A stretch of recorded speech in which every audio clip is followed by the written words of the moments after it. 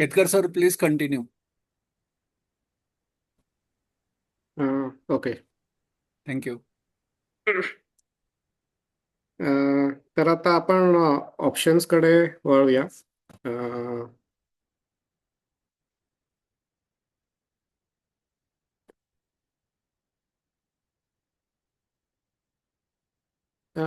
Basically याच्यात ऑप्शनचे जे Greeks असते ते शक्यतो मी वापरतो.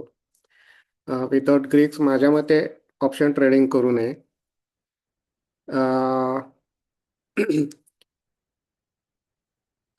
मेनली ऑप्शन सेलिंगकडे माझा जास्त कल आहे.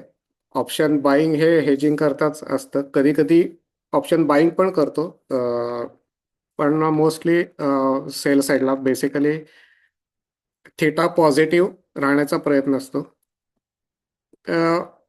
सगळ्यांना ग्रीक्स माहिती आहेत का? हा कितपत माहिती आहे मला माहित नाही, म्हणजे ऑप्शन ग्रीक्सची. नाही सर, थोडंसं एक्सप्लेन करा. बरं, तर मी सिम्पल ॲनालॉजी घेऊन सांगतो. ग्रीक्स म्हणजे काय? तर इमॅजिन तुम्ही कार ड्राईव्ह करताय. तर कन्सेप्ट काय, डिस्टन्स ट्रॅव्हल्ड असेल म्हणजे आपण किती किलोमीटर जातोय ते म्हणजे ऑप्शन प्राइस.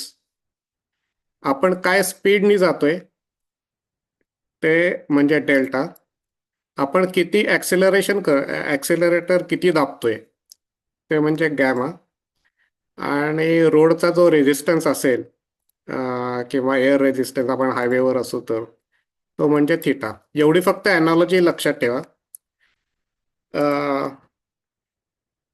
म्हणजे ऑप्शन प्रीमियम कसे वाढतात, कसे कमी होतात. एक सोपं उदाहरण सांगतो. जनरली सगळ्यांनी आता हे मार्केटमध्ये सगळेजण आहेत, त्यांना हे so called hero zero trades माहिती असतील. एक्सपायरीच्या दिवशी लोक टाकतात. 3ला घेतला 300ला काढला वगैरे टाईप्सचे ते ट्रेड असतात. तर ते एक्सपायरीच्याच दिवशी का होतात? तर त्याला कारण गॅम आहे. कारण तुम्ही इमॅजिन करा, तुम्ही कार चालवताना समोर सिग्नल आहे, ग्रीन सिग्नल आहे, आधीमध्ये कोणी नाही आहे, रिकामा रस्ता आहे. त्यावेळेस आपण काय करतो, ॲक्सेलरेटर दाबतो आणि जोरात गाडी पळवतो.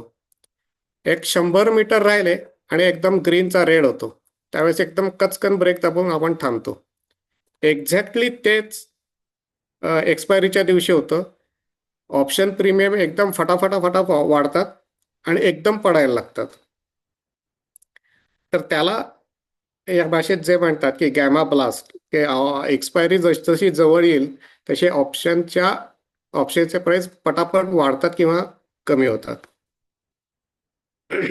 तरी ही एक एनॉलॉजी लक्षात ठेवा ग्रीकसाठी. सगळ्यात महत्वाचं म्हणजे हां तर ऑप्शन ओव्हरले म्हणजे काय, म्हणजे सेलिंग ऑप्शन्स म्हणजे काय, तर हे इंट्राडे ट्रेडिंग नाही आहे, नेकेड ऑप्शन सेलिंग नाही आहे. आणि मला वाटलं म्हणून हा सेल केला, मला वाटलं म्हणून तो सेल केला, असं गॅमलिंग पण नाही आहे. प्रॉपरली हेज, प्रत्येक ऑप्शन हे प्रॉपरली हेज्ड आहे. मी सध्या फक्त निफ्टीचेच ऑप्शन बाय आणि सेल करतो. हे आपल्याला इंडिव्हिज्युअल स्टॉकसाठी पण करता येईल.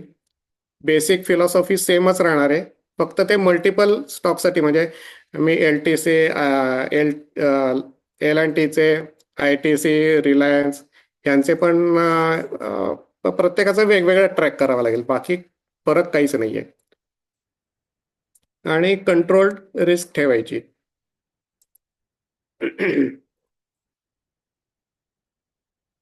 तर ह्या सगळ्या याच्यात डेल्टा हा सगळ्यात महत्वाचा आहे, त्याच्यानंतर थिटा. हे दोन सगळ्यात महत्वाचे ग्रीक्स आहेत. डेल्टा म्हणजे आपण मागाशी पाहिल्यानुसार स्पीड, कारचा आपला स्पीड काय येते. म्हणजेच थोडक्यात मार्केटच्या बाबतीत बघायचं झालं तर डेल्टा म्हणजे डायरेक्शनल एक्सपोजर किती आहे. माझा नेट म्हणजे ॲज्युम करा की माझे 4 स्ट्रँगल्स सेल केलेले. बेसिकली सगळ्यांना स्ट्रॅडल, जुजबी माहिती तरी असेल असं, म्हणजे असावी म्हणजे असं ॲझ्युम करतोय मी. नसेल तर पटकन सांगा. नाही, आपल्या या दोन्ही ग्रुप्स पैकी ऑलमोस्ट सगळ्यांना बऱ्यापैकी माहिती आहे त्याच्यातली. अच्छा, हा. ठीक आहे. तर बेसिकली ॲझ्युम करा फॉर सेक ऑफ डिस्कशन की मी 4 कॉल सेल केलेले, 4 पुट सेल केलेले आहेत आणि माझा नेट डेल्टा म्हणजे सगळ्यांचा नेट डेल्टा सपोज 0.5 किंवा 0.3 वगैरे असा काहीतरी आहे. तर माझं डिरेक्शनल एक्सपोजर किती आहे? तो माझा सगळ्यांचा मिळून डेल्टा, ते डिरेक्शनल एक्सपोजर. तर माझा इक्विटी पोर्टफोलिओ काय आहे? तो नॅचरली लॉंग डेल्टा आहे. हे सगळे स्टॉक्स माझ्या डीमॅटमध्ये आहेत. तर निफ्टी वाढेल तसे स्टॉक्स पण वाढणार आहेत. तो म्हणजे लॉंग डेल्टा, तो आपण शॉर्ट करतच नाहीये. ऑप्शन्स आपण यूज करून आपण ओव्हरऑल एक्सपोजर फक्त कंट्रोल करतोय. याच्यात आपले की कन्सेप्ट काय आहे की आपण कुठलंही डायरेक्शन किंवा टार्गेट्स प्रेडिक्ट करत नाही की याचा हे टार्गेट आहे, त्याचं ते टार्गेट आहे, काही नाही. फक्त आता माझ्या इंडिकेटरनुसार कुठलाही म्हणजे फक्त माझाच असं नाही म्हणत आहे, कुठली तुम्ही जो काय इंडिकेटर वापरत असाल त्यानुसार किंवा तुम्ही जे काय मेथड डायरेक्शन ठरवण्यासाठी वापरत असाल म्हणजे एक्झॉटिक चार्ट्स असतील किंवा काही असेल, इचिमोको असेल, मुव्हिंग ॲव्हरेजेस असेल, CPR असेल, काही असेल. तर त्याच्यात तुम्ही जी डायरेक्शन ठरवतात त्या डायरेक्शननुसार काय दिसतंय की जर का निफ्टी वर जाणार असेल तर माझा डेल्टा कधीही निगेटिव्ह नको,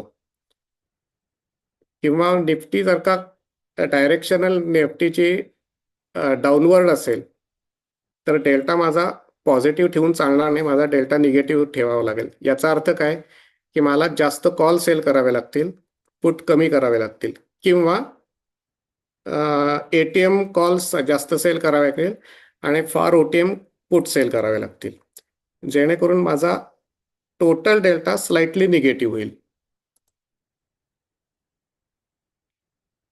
तर डेल्टा मॅनेजमेंट कसा की या सगळ्या माझ्या ज्या पोझिशन्स आहेत फक्त निफ्टीच्याच, त्या मी कॉन्झर्वेटिव्ह माझा व्ह्यू असेल तर मी -0.4 टू +0.4 एवढाच ठेवणार, किंवा मॉडरेट रिस्क घ्यायची हे असेल, इच्छा असेल तर -0.8 टू +0.8 एवढा मी माझा सारख्या ॲडजस्ट करत राहणार. सारख्या म्हणजे सतत ॲडजस्ट करावं लागत नाही, दिवसातनं फक्त एकदा किंवा दोनदा करावं लागतं. खूपच ट्रेंडिंग मूव्ह एखाद्या दिवशी आली तर 3दा ॲडजस्ट करावे लागतील, नाहीतर जनरली एकदा ॲडजस्ट करावे लागते. कधी कधी काहीच करावं लागत नाही.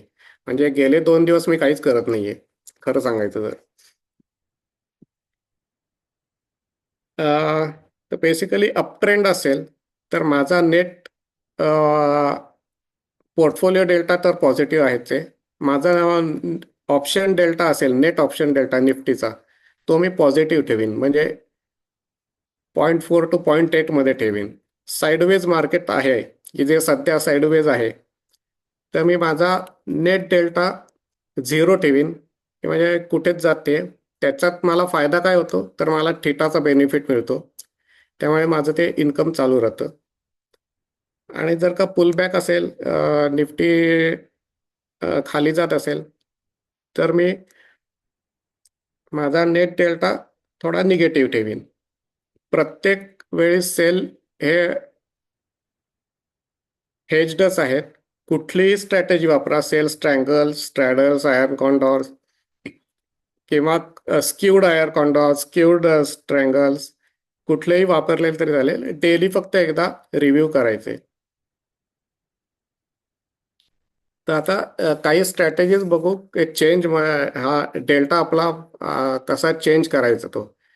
तर बेसिक अझम्पशन काय आहे, काहीतरी तुमचे कॉल किंवा पुट ऑलरेडी सोल्ड आहेत, नेट सेल पोझिशन आहे. फॉर एक्झाम्पल 2 पुट शॉर्ट आहेत डेल्टा 0.4चे, आणि 1 शॉर्ट कॉल आहे 0.2 डेल्टाचा, म्हणजे त्याचा -2 डेल्टा होईल. आणि 0.2 डेल्टाचे 2 पुट शॉर्ट असतील तर त्याचा डेट डेल्टा 0.4 असेल. सो नेट डेल्टा या सगळ्या पोझिशनचा नेट डेल्टा काय असेल, तर 0.4 प्लस 0.4 मायनस 0.2 म्हणजे 0.6 हा पॉझिटिव्ह डेल्टा आहे माझा. कारण 0.4 डेल्टाचे 2 पुट्स आणि मायनस 0.2 डेल्टाचा एक कॉल, याच्यावरून माझा नेट डेल्टा आहे प्लस 0.6. मग ह्या केसमध्ये निफ्टी जर का अप ट्रेंडमध्ये असेल तर माझी पोझिशन नेट सुधारत असेल, मला बेनिफिट होत असेल. आता कन्सिडर करा की माझा 0.6 डेल्टा असताना मला शॉर्ट सिग्नल, मला माझ्या सिस्टीमवर शॉर्ट सिग्नल आला, तर मी काय काय करू शकतो. तर पहिली गोष्ट म्हणजे बाय पुट आणि सेल कॉल, की ज्याला सिंथेटिक शॉर्ट फ्युचर म्हणतात. तर लॉंग पुट म्हणजे अप्रॉक्सिमेट 0.5 डेल्टा होतो. शॉर्ट कॉल म्हणजे मायनस 0.5 डेल्टा होतो परत, आणि त्याचा कंबाईंड इफेक्ट म्हणजे -1 डेल्टा होतो. म्हणजे 0.6 पहिला डेल्टा आणि मी सिंथेटिक शॉर्ट केलं तर -1, म्हणजे टोटल माझा नेल डेल्टा पटकन -0.4 होतो. म्हणजे माझी परत पोझिशन सुधारायला लागते कारण मला सिग्नल शॉर्ट आले आहे. हा एक एक मेथड झाली हे करायची. दुसरं काय करू शकतो, की आता मला सिग्नल शॉर्ट आलाय पण मला खाली काहीतरी सपोर्ट दिसतोय, की फार काही खाली जाणार नाही, सपोर्टला कदाचित सपोर्टवरून बाउन्स बॅक होऊ शकेल. त्यावेळेस मी ॲग्रेसिव्ह हे करणार नाही, ॲग्रेसिव्ह ॲडजस्टमेंट्स करणार नाही. मग मी काय करीन, की माझा जो शॉर्ट कॉल आहे तो मी रोल डाऊन करीन. म्हणजे सपोज आत्ता निफ्टी किती आहे,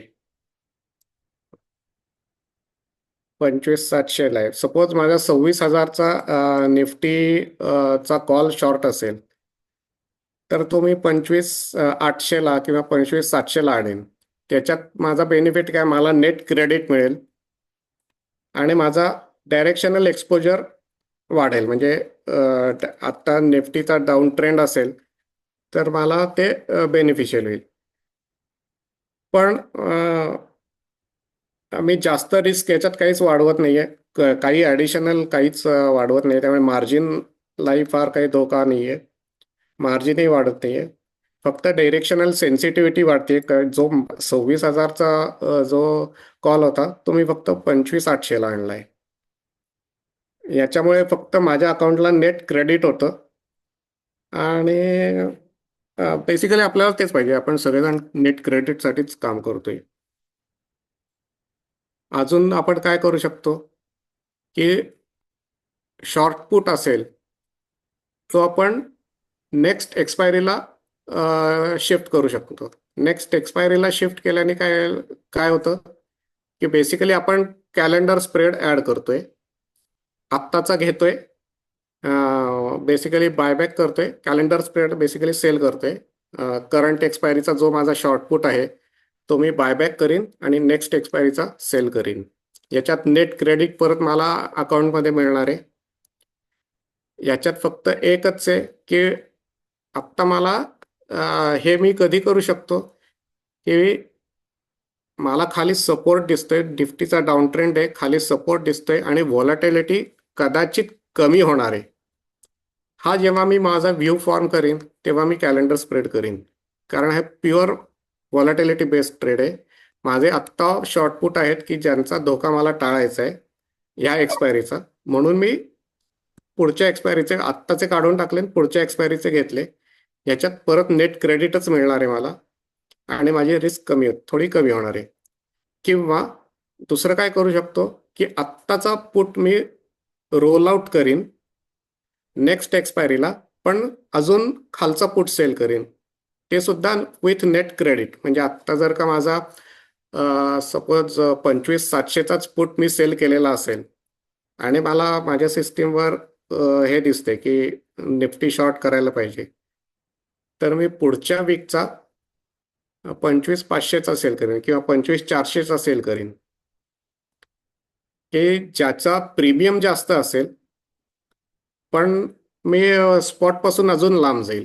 त्याच्याने होणार आहे काय, माझा नेट पोझिशन माझी सुधारते, मला परत क्रेडिट मिळतं आणि असंच मार्केट खाली जात राहिलं तर मी वरचे कॉल परत रोल डाऊन करत राहीन, पुन्हा नेट क्रेडिट घेत राहीन जोपर्यंत माझा निफ्टी स्पॉट तिथपर्यंत जर का आला तर हेच सायकल परत चालू करायची. पुन्हा मी पुढच्या एक्सपायरीचा पुट अजून खालचा विकेन आणि कॉल परत रोल डाऊन करीन. आणि प्रत्येक वेळेस म्हणजे ॲडजस्टमेंट करताना कुठलेही लॉंगचे शॉर्ट करताना ॲडजस्टमेंट मी कशा करेन की जेणेकरून there is net credit in my account. आपण आपण ज्याला म्हणतो डेल्टा फ्लिप करतोय, म्हणजे लॉंग पासून माझा पहिल्यांदा 0.6 होता, तो मला शॉर्ट करायचा आहे. तर सपोज सिच्युएशन इमॅजिन करा की नेट डेल्टा 0.2 टू 0.8 आहे, यामध्ये आहे आणि आपली ट्रेडिंग सिस्टीम मला शॉर्ट सिग्नल देते. तर ऑब्जेक्टिव्ह काय असं राहील आपलं की मला माझा डेल्टा -3 टू -6 हवा आहे, नेट डेल्टा. तर पहिली लेवल 1 काय असेल की डिफेन्सिव्ह ॲडजस्टमेंट करायच्या, की कॉल मी रोल डाऊन करीन, माझा शॉर्ट पुटचं एक्सपोजर कमी करीन किंवा अजून एक छोटासा कॉल स्प्रेड ॲड करीन किंवा स्क्यूड कॉल हेवी स्क्यूड असा आयर्न कॉन्डॉर त्याचा तयार करीन. ही लेवल 1 डिफेन्सिव्ह ॲडजस्टमेंट झाली. लेवल 2 म्हणजे काय, मॉडरेट फ्लिप करेन. म्हणजे डिपेंड, आता हे सगळं मार्केट सिच्युएशनवर डिपेंड आहे की एक्झॅक्टली स्ट्रॉंगली आपल्याला चेंज करायचं आहे का मॉडरेटली करायचं. म्हणजे आत्ताच्या माझ्या पोझिशनवर पण अवलंबून आहे की आत्ता जर का माझा ॲग्रेसिव्ह लॉंग असेल मी, तर मला ॲग्रेसिव्ह परत फ्लिप करावा लागेल. तर मॉडरेट फ्लिप कसा करता येईल की माझ्या शॉर्टपुट सगळ्यात स्क्वेअर ऑफ करीन आणि ॲडिशनल कॉल स्प्रेड ॲड करीन किंवा पुट्स रोल आउट करीन लोअर स्ट्राईक्सला किंवा डायगोनल स्प्रेड ॲड करीन. आणि लेवल 3 म्हणजे ॲग्रेसिव्ह फ्लिप कधी करीन की एकदम मी माझा सिंथेटिक शॉर्ट करून टाकेन की बाय ATM पुट आणि सेल ATM कॉल. इमिजिएटली माझा -1 डेल्टा एक्झिस्टिंग डेल्टामध्ये -1 ॲड होईल. आणि एक्झॅक्टली आत्ता मी जे सांगितलं तेच माझा शॉर्ट टू लॉंग जर का सिग्नल आला, तर हे जे मी आत्ता कॉलसाठी सांगितलं तेच एक्झॅक्टली रिव्हर्स पुटसाठी, बाकी वेगळं काही नाही आहे. तर डेल्टा फ्लिपिंग करताना काय काय आपल्याला पाळायला पाहिजे की कुठलेही ॲडजस्टमेंट ॲग्रेसिव्हली कधी करायच्या नाहीत, हळूहळू ग्रॅज्युअली करत जायच्या. पहिल्यांदा ऑपोजिंग पोझिशन क्लोज करायची आणि मग म्हणजे सपोज निफ्टीचा ब्रेकडाऊन असेल तर पहिल्यांदा शॉर्टपुट काढून टाका आणि मग कॉल हळूहळू खाली घ्यायला लागा. जेव्हा स्टॅबिलाइज होतोय असं वाटायला लागलं की परत पुट विका.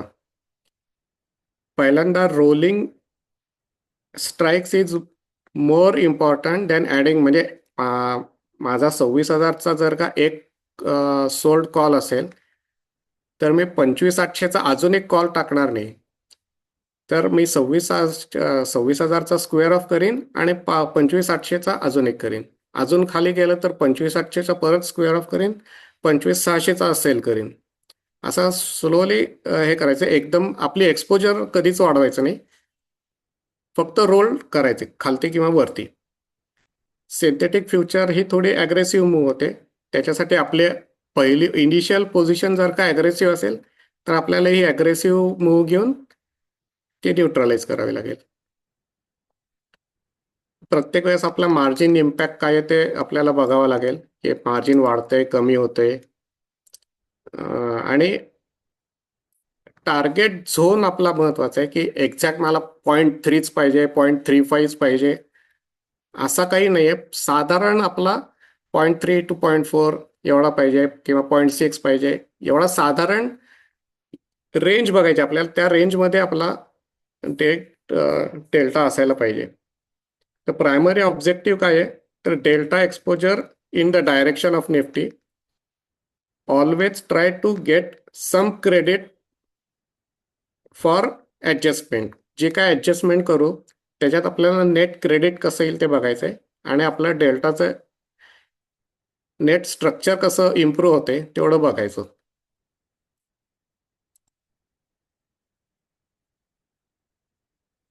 तर डेल्टा ॲडजस्टमेंट करायला आपण हे कसं करायचं, बेसिकली फ्लोचार्ट काय की ट्रेडिंग सिग्नल जर का चेंज झाला, लॉंग पासून शॉर्ट झाला, तर पहिल्यांदा आपला करंट डेल्टा काय आहे त्याला मग आपण ठरवायचं आहे आपल्याला बाईल्ड ॲडजस्टमेंट करावे लागणार आहेत, म्हणजे कॉल रोल डाऊन करणार आहेत का रिड्यूस पुट रिड्यूस करावे लागणार आहेत का ॲग्रेसिव्ह ॲडजस्टमेंट करावे लागणार आहेत, म्हणजे ॲडिशनल कॉल सेल करावे लागणार आहेत का सिंथेटिक फ्युचर सेल करावा लागेल, हे सगळं ठरवायचं आणि त्याच्यानंतर आपला नेट डेल्टा काय येईल ते बघायचं आहे. तर डिसिजन ट्री काय असेल सिग्नल फ्लिपसाठी, लॉंग टू शॉर्ट आपल्याला जायचं असेल तर आत्ता सपोज माझा डेल्टा 0.2 टू 0.4 असेल म्हणजे माइल्ड पॉझिटिव्ह आहे, तर मी फक्त कॉल्स रोल डाऊन करीन किंवा पुट डायगोनल करीन, हे फार काही ॲग्रेसिव्ह ॲडजस्टमेंट करणार नाही. पण आत्ताच जर का माझा डेल्टा 0.5च्या वरती असेल किंवा 0.81 असा असेल म्हणजे माझा highly aggressive highly positive delta आहे, तर मी तो कसा ॲडजस्ट तो मला ॲग्रेसिव्हलीच ट्रीट करावा लागेल. त्यावेळेस मला काय करावं लागेल की ॲडिशनल कॉल स्प्रेड टाकावे लागतील किंवा सिंथेटिक शॉर्ट करावं लागेल.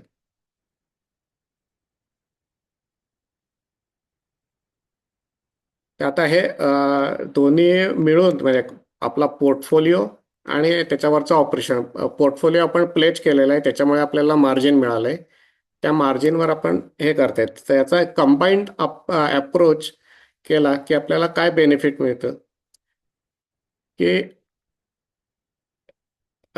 कंबाईंड मार्केट कंबाईंड सिनेरिओमध्ये बुल मार्केट असेल तर इक्विटीज तर आपले वाढणारच आहेत, प्लस ऑप्शनचा डेल्टा आपला पॉझिटिव्ह असणार आहे त्यामुळे आपल्याला ऑप्शन्सवरून इन्कम होणारच आहे. साईडवेज असेल तर पोर्टफोलिओ आपला फ्लॅट राहील, पण ऑप्शन अर्न करतीलच कारण आपण डेल्टा झिरो ठेवणार आहोत, त्याच्यामुळे थिटाचं बेनिफिट आपल्याला मिळतच राहणार आहे. माइल्ड करेक्शन असेल तर आपले पोर्टफोलिओचे कदाचित एस एल हिट होणार नाहीत पण व्हॅल्यू थोडीशी कमी होईल, पण त्याच्यामुळे काय होणार आहे आपला नेट डेल्टा जो असेल तो आपण ॲटोमॅटिकली फ्लिप करणारच आहोत निगेटिव्ह, त्याच्यामुळे आपल्याला त्याचं परत इन्कम मिळणारच आहे.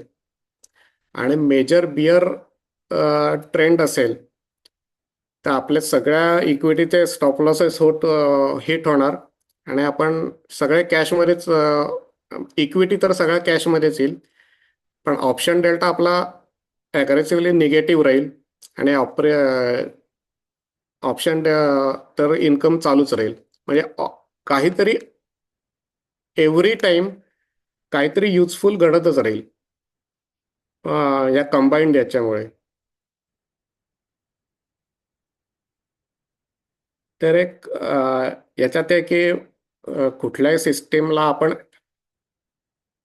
याच्यात लिमिटेशन्स काय काय येतात की कधी कधी एकदम जोरात ट्रेंडिंग मूव आले किंवा गॅप अप गॅप डाऊन झाले तर बेसिकली आपण सायकोलॉजिकली बऱ्याचदा ॲग्रेसिव्ह ॲडजस्टमेंट्स करतो, त्यामुळे कदाचित लॉसेस होण्याची शक्यता आहे.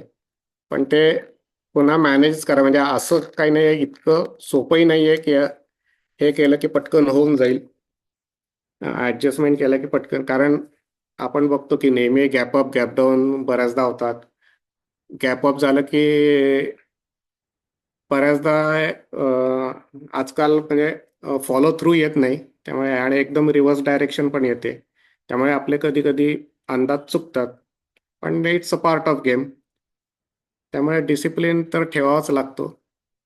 आणि विकली पोर्टफोलिओचा रिव्ह्यू तर विकली करावाच लागेल आणि ऑप्शनचा जो आपला नेट पोर्टफोलिओ असेल तो डेली मॅनेज करावाच लागतो.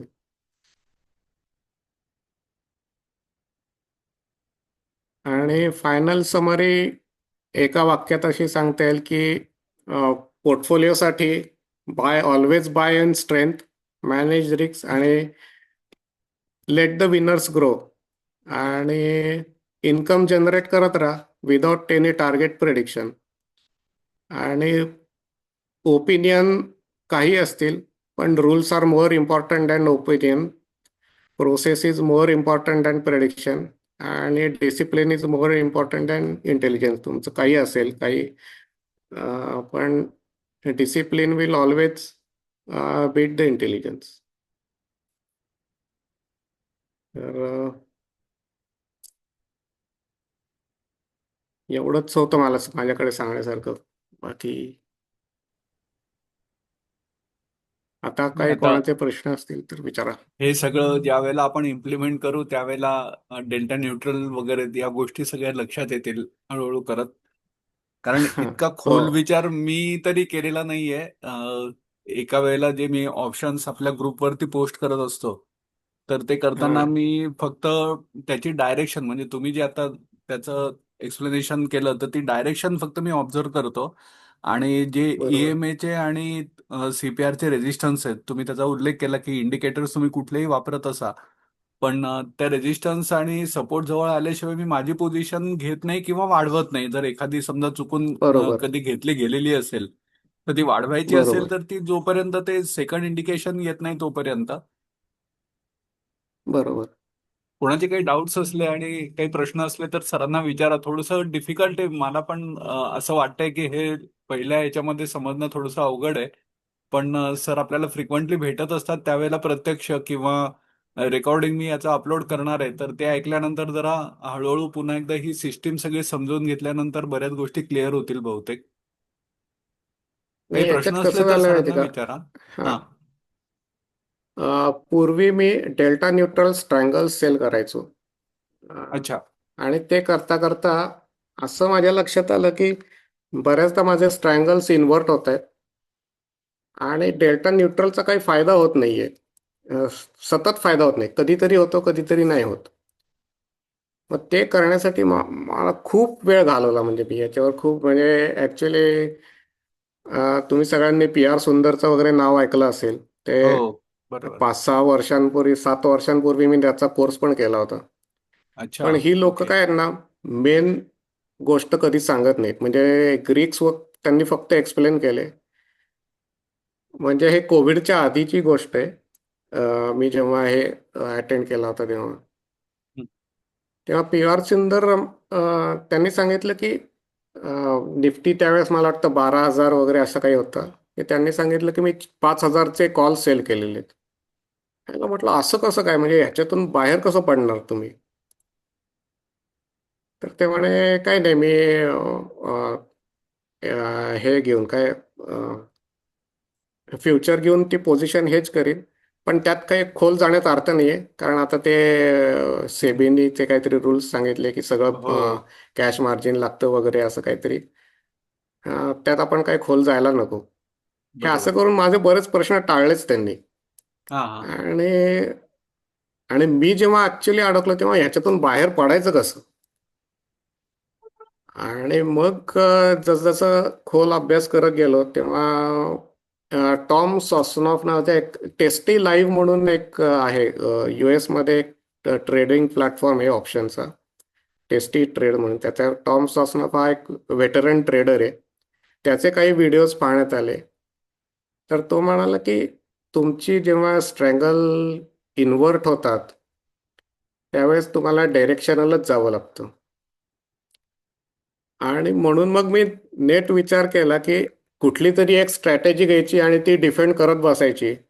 याच्यापेक्षा मी माझा नेट डेल्टा कॅल्क्युलेट करीन आणि तेवढं फक्त डिरेक्शनल एक्सपोजर ठेवीन, माझा थिटा पॉझिटिव्ह ठेवीन आणि डिरेक्शनल एक्सपोजर फक्त कमी जास्त कमी. म्हणजे थोडक्यात ते कारचं उदाहरण घेऊन सांगायचं झालं तर मला समोर रेड सिग्नल दिसतोय, मी त्या साईडनीच म्हणजे सिग्नलकडेच चाललोय. त्यावेळेस मी माझी गाडीचा स्पीड वाढवत नाही, पण स्पीड हळूहळू हळू म्हणजे कोणी तिथे नाहीये, सिग्नलला कोणी नाहीये हे मला माहिती असलं तरी मी एकदम स्पीडनी जात नाही. रेड सिग्नल दिसत असताना मी हळूहळू हळूहळू स्पीड कमी कमी करत सिग्नलपाशी जाईन आणि मग कोणी नसेल तर सिग्नल तोडायचा असेल तर तसाच पुढे निघून जाईन. पण त्यावेळेस मी स्पीड वाढवणार नाही. तसंच आहे की जर का ट्रेडिंग सिस्टीम मला शॉर्ट सिग्नल देते तर त्यावेळेस मी हाय पॉझिटिव्ह डेल्टा ठेवण्यात काही अर्थ नाही. तो मी माझा कमी करेन. तो 1 वरून 0.5 लावेन, 0.5 असेल तर 0.2 करीन. तर हे बरोबर. बेसिकली आणि गेल्या 4-5 वर्षात शिकलो मी. हा, याच्या जोडीने ऑप्स्ट्रा वगैरे वापरता का सायमल्टेनियस? कारण हे कॅल्क्युलेशन्स तुम्हाला अशा साईटवरती सेन्सिबल किंवा ऑप्स्ट्रा वरती रेडीमेड मिळतात. बरोबर. ॲक्च्युली ऑप्स्ट्रा वापरण्याचा प्रयत्न केला, पण प्रॉब्लेम असा होता, खूप आपल्या पोझिशन असल्या आणि मी एकदम 2-3 ॲडजस्ट केले ना, हो. ते परत काढावं लागतात. परत हे ते पेनफुल होतं फार. म्हणून बरोबर. मी माझे एक्सेलच डेव्हलप केले. सगळे डेल्टा, थिटा, गॅमा सगळे मीच कॅल्क्युलेट करतो. ते फॉर्म्युले अच्छा, सगळे बर. टाकलेले आहेत. त्यामुळे फक्त स्ट्राईक प्राईस याच्यात अपडेट केली, की सगळे कॅल्क्युलेट होऊन माझा अपडेट पोझिशनल डेल्टा हे दिसतो. म्हणजे एकदा ICICI डायरेक्टला केलं, की डाउनलोड ओपन पोझिशन्स म्हणायचं हम्म. आणि की ते एक्सेलमध्ये डाउनलोड होतं आणि माझ्या एक्सेलला जाऊन फक्त रिफ्रेश म्हटलं, की सगळ्या पोझिशन रिफ्रेश होतात. बरोबर. ग्रेट. सॉलिड मेहनत घेतली तुम्ही. एक शेवटची 5 मिनिटं आहेत आपल्याकडे, तर कोणाचे काही प्रश्न असले तर पहिले आपण त्याला प्रायोरिटी देऊ. कारण मग अदरवाईज पुन्हा नवीन मीटिंग सुरू करायची असेल तर 9 मिनिटं थांबायला लागेल परत एकदा. काही डाऊट्स आहेत कोणाचे?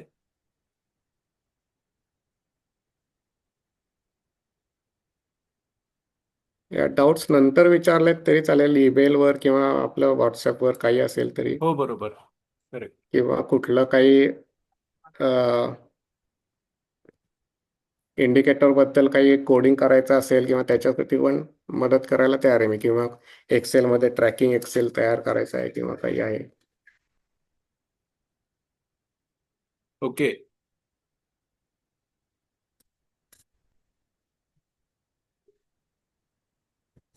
बघूया आपल्याला कॉम्बिनेशन कसं करता येतं या इंडिकेटर्सचं.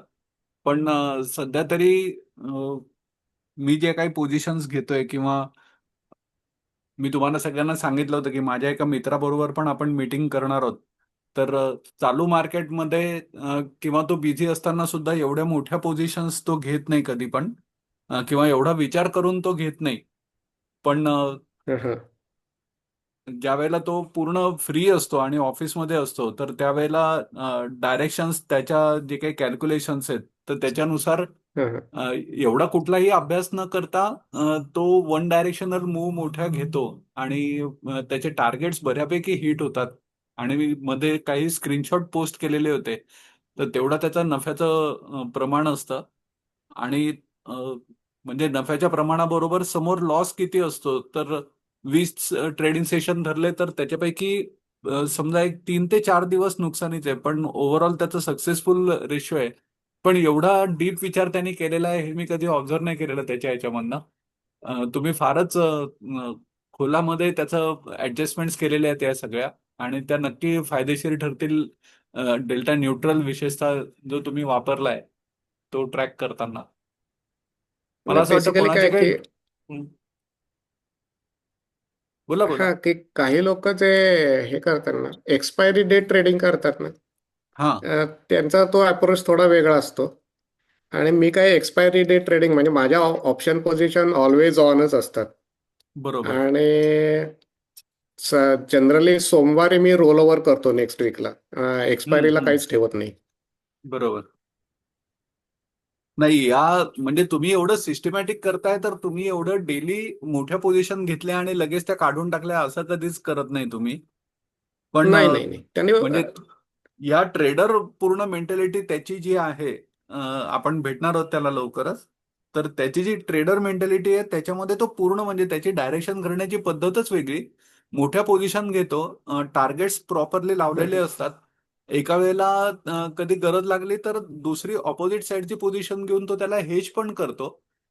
तर बरोबर. हे हे सगळं कॉम्बिनेशन करताना त्याच्या डोक्यामधले विचार हे एवढे डीप नसतात, एवढं मात्र नक्की आहे. कारण हे पूर्णपणे मॅथमॅटिकल कॅल्क्युलेशन आहे आणि तो सांगतो एक हे खूप म्हणजे मी पण ऑब्झर्व करतो ते असं बऱ्याच वेळेला आताचे जे मार्केट आहेत त्याच्यामध्ये हे अनुभवायला मिळतं. तो म्हणतो की एखाद्या स्क्रिप्टचा भाव किती चाललेला आहे हे जर तुम्ही विचारलात ना, की अगदी रिलायन्स, TCS, इन्फोसिस हे जे अगदी कॉमन स्टॉक्स आहेत तर ते रेट त्याला माहिती पण नसतील, की अरे बापरे, त्याला कधी पटकन विचारावं ना, की अरे स्टेट बँक हा एवढा वाढलाय वगैरे. तो सरप्राईज, म्हणजे त्याला आश्चर्य वाटतं त्याचं. तो स्टॉक्स कडे बघतच नाही, त्याच्या दृष्टीने फक्त निफ्टी आणि बँक निफ्टी दोनच स्टॉक आहेत फक्त. आणि पूर्ण आठवड्याभराचे आणि बँक निफ्टीच्या महिन्याभराचे ऑप्शन्स, हे त्याच्यासाठी पूर्ण, म्हणजे ते फील्ड आहे त्याचं.